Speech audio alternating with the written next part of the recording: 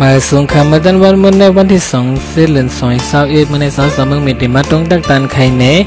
เพปันอันมีสื่อว่าพ่อแม่เฮาว่าสังหนังในคะอ้อพ่อแม่เฮาอำไลขึ้นเฮืองเฮียนจันสูงส่งเหมือนเปิ้นก่อกุยกาพ่อแม่เฮามีปัญญาส่งหาเฮาไลขึ้นเฮืองเฮียนเหมือนเปิ้นอยู่พ่อแม่เฮาอำไลนึงคู่กาคันยาอำไลใส่ตั้งคู่หังลีเหมือนเปิ้นก่อกุยกาพ่อแม่เฮามีปัญญาหาเฮาไลนึงคู่เหมือนเปิ้นอยู่พ่อแม่เฮาอำไลมังมีเป็นสเตลงเหมือนเปิ้นก่อกุยกาพ่อแม่เฮามีปัญญาหาเฮาพออยู่พอกินเหมือนเปิ้นอยู่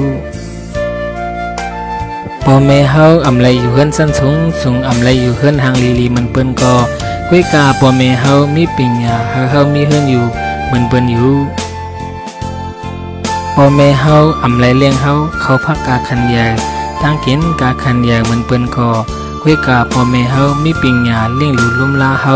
เหมือนเปิ้นอยู่พ่อแม่เฮาลงตั้งหูตั้งหมออำนำมันเปิ้นกุยกาพ่อแม่เฮามีปัญญาสอนปันหาเฮาเป็นคนดีเหมือนเปิ้นอยู่พ่อแม่เฮาอำคึดกับมันเปิ้นกุยกาพ่อแม่เฮาเนลงปากตั้งให้เฮาหมอหักสะเพาว่าเหมือนเปิ้นอยู่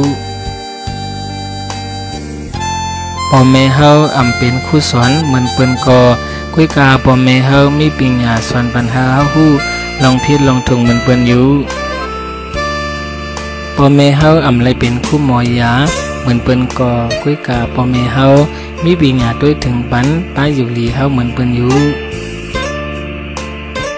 พ่อแม่เฮาอำลุยด้านลงไลเหมือนเปิ้นก่อกุยกาพ่อแม่เฮามีปัญญาสอนปันให้เหตุการณ์ดูด้านเหมือนเปิ้นมาอยู่กูก็เลยถมและยิ้มยาวหาเลยเอาเป็นตั้งหูหาเลยสวดตั้งหมอสีกัมมาสูงตั้ง